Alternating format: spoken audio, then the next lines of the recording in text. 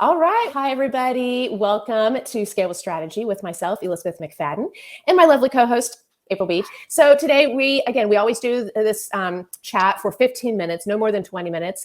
And because we want to get in here, give you some really great tips and maybe some things you can implement this week, this month, this quarter, into your brand or business strategy. And today we're talking about how do you scale your brand from offline to online. And obviously this is something that a lot of businesses kind of had to jump into. I mean, two and a half years ago when the world shut down, but it really opened up a lot of opportunity for some offline businesses to then offer something online. And April, I know you and I both have seen where a lot of businesses jumped into this without any strategy. Maybe it wasn't even the right fit for them. And so we're going to today talk about 3 things that you want to do to take your business offline to online and to do that successfully. And I will tell you this, you may work through these 3 things and at the end decide that it's not a good fit for you. And that's okay. I feel like people need to, you still want to work through these tips, but at the end, it may not be a good fit and that's okay. Don't pursue something that's not going to work for you. So I'm going to run through the three tips, and then April, I know you've got a lot to add to this because online, helping businesses scale online is your that's your sweet spot. That's your expertise. Right. Well, and just as you were saying this, I totally forgot. It's so funny that we forget all the things that we do sometimes. In 2020, we hosted those 90 days. Do you remember that pivot or that shift 2020, where you and I hosted that group for businesses, like this emergency online transition group?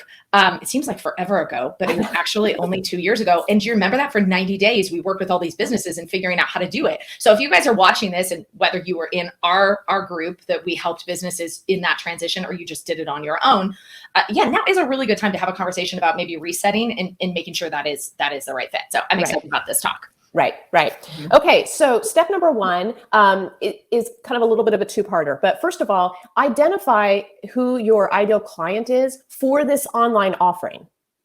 It may be that it is a little bit different audience persona than who what your offline offering is, right? But identify your target audience for this online offering. And then because we're talking about an online product, sort of the next little baby step to that is then identifying where they are online. Specifically, we're talking about social media.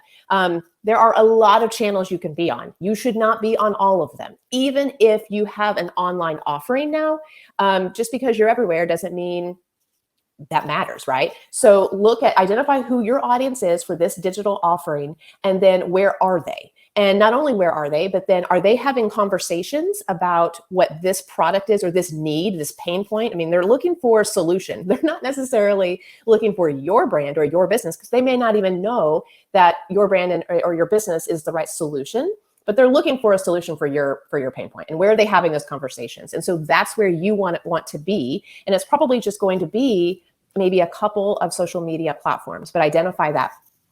The second thing is, do you want to jump in there? Yeah, real quick, Liz. Somebody who's listening says it keeps crashing on them and they're trying to hear the 3 tips. We'll make sure that the replay is up and recorded. Sorry if they're having like broadcast issues, but we'll make sure the replay is recorded for you guys. So sorry about that. Yeah. I've been there. I hate that. That's bummer. That's nothing we can really control on our end. I know. super bummer. But I just wanted to make sure that you guys know I saw that comment. Okay, perfect. Okay, so tip number 2 is the right messaging. And again, this is so important. There's a lot of noise online, right? There's a lot of noise in the digital space. There's just a lot of noise in general. Even if you're talking about marketing and branding your product in the offline world, the messaging is really, really key. And making sure you're talking to the right people, you're speaking to their pain points, and you have really identified what your niche is in this digital space, making sure that, again, it's not something that every other competitor is offering and that it's no different. It really needs to be, you need to fill a niche, and you need to be really clear about what that problem is that you're solving. And April, as you always say, what's that transformation that's going to happen for somebody with your product or service that they buy online? That's the digital product. And then the third important component is, what is that digital offer? And I know, April, you've got a lot of great, resources for people to help them determine what that digital offer is. But there are a number of digital offers out there. And so what you want to keep in mind is, first of all, again, understanding who your audience is for this. What are their pain points? What is it what solution are you providing? So what is the best way for you to deliver that solution, right? So what's going to be the best way for you to do that? Secondly, is it something that is actually going to be, that's on brand for you, right? If it's something that it just doesn't quite, it's like, well, one, not geared to your audience, not really something that aligns with your brand, that's going to be a disconnect for people. And they're not gonna buy it. So, and then April, I know what you can add in here is your expertise on sort of some of the digital offerings right now that are working and the ones that are not. For instance, a course alone may not be the most successful digital offering for somebody. Or a paid webinar series or something like that. So there are, just like anything else, digital offerings, have sort of a time and a place, and and really what people are wanting. So that's kind of the other thing to keep in mind when you are identifying your target audience. What sort of, because of where they are in their journey, whether that's business or personal, whatever it is that you're selling, what, based on how they like to consume information, what their time looks like, what's going to be the best option for them. Yeah. Great points.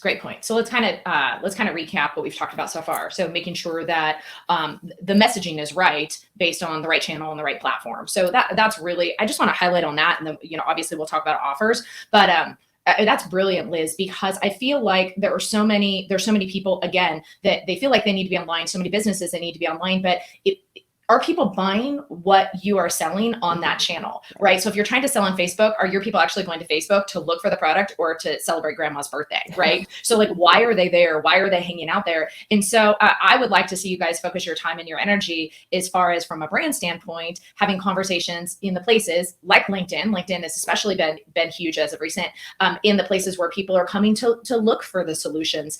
When you're trying to compete with other things that they may be looking for, like great vacation stuff or gardening tips or whatever, it's going to be really hard to cut through that. So it would be better to be more effective on fewer channels than it is to, pull a whole Gary Vee crushing it. Then, because and frankly, you might not like that. I mean, let's just be really honest. How much of us actually love just creating content for every social media channel all the time? So it might not even align with what you want to do as a business owner anyway. So I just want to reiterate that, because I think that's super important, is to do fewer things better than to do everything, half-assed, basically.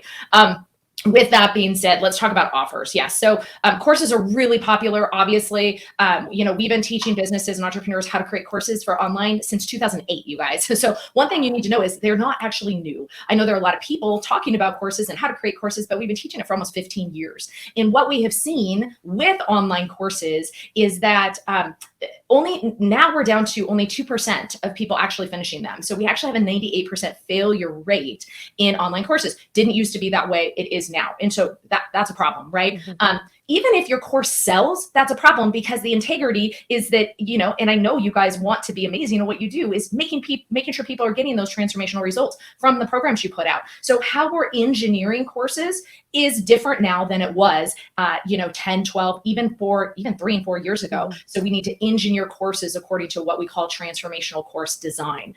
But let's talk about going back to the point of scaling online. So if you guys have an offline brand or an offline business, a service-based business, and you've done really, really well with whether it's brick and mortar or whether it's offline and you might travel to somebody, when we're talking about scaling online, it's best to just figure out where that scaling product, like Elizabeth was saying, can lay in your journey. So is that scaling product going to be a prerequisite to the other services that you may retain that could be more one-on-one, not scalable services? Or do you want that online offer to be something that is what we call an afterburn to your primary signature program or offer? And so those things are the decisions that you need to make. And again, the most important thing to do is for you guys to determine, what is it that they need to know, understand, agree with, learn, implement, take action on in that particular offer. How you engineer that offer is usually now based on what we call hybrid program design. Even if we're building a course, we want to build office hours into it, some sort of a live contact point within your program. If it's a training program that you may teach yet online, you may teach it to 100 people once a month online, still that live interaction. We can still scale businesses with high touch. And I think that's something very important for people to understand. The old, set it and forget it, put your course online, hop on an airplane, and when you get off the airplane, you've made $100,000 because so many people bought your course. That's very 2012, guys. Unless you have a huge following, that is not going to happen. So how we engineer the program for your business, just, what I'm trying to encourage you guys is just don't fall into what, how do I want to say this? Like the popular, like everybody has to launch a course. You don't. Yeah. We can scale you to millions of dollars in doing it other ways as well. Right. And, one of the things that, if you are planning to scale your business or you're actively scaling, one of the things that you do as a part of that is take a look at, what assets do you have that you can build on? Part of scaling a company isn't just spending more, investing more. It's also about how can we do more with what we already have? And so for a lot of companies, what they have found is they have, valuable IP. They have a process they can teach. They have, maybe there's sort of an untapped audience for them that they really can't serve well in the offline space, but they can do it efficiently and effectively in the online space. But they're using, like I said, the IP, the assets that they already have. And now they can just scale their business, using that. In the digital space is a great way to be able to do that, and maybe to reach a larger audience, or even to reach a little bit different audience that can eventually flow into your primary audience group, right? So again, just another way to think about how you can scale your business. And if you're in the offline space and you're like, oh, I could never I could never take this business online. You probably can, and there may be a way to do that. And so, some companies were forced to do that over the last year or so, and really found great success with it. So, yeah, great points. Okay, let's wrap her up. So let's recap the top 3 points, the top 3 tips, so that everybody can run with it. We want to hang out with you guys for a short period of time, high value, and just have a lot of fun together too. Yes. Let's get everybody on with the day. Okay, so to scale your business from offline to online, 3 things. 1, identify who your audience is, your ideal customer avatar, and where are they hanging out online? What social media platforms, where are they, and where are they having those conversations about the solution you offer? Number 2, the right messaging. This messaging may be different than for your offline customers. So think about, for your online customers, what that messaging, what those pain points need to speak to, and who you're speaking to.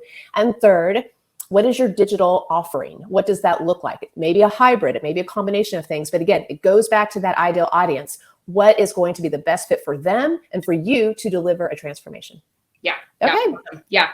That's super fun. Thanks, Liz. All right. I'll see you guys next week. And I promise I will not have just jumped off a plane. All right. Bye, all. Bye, guys. See ya.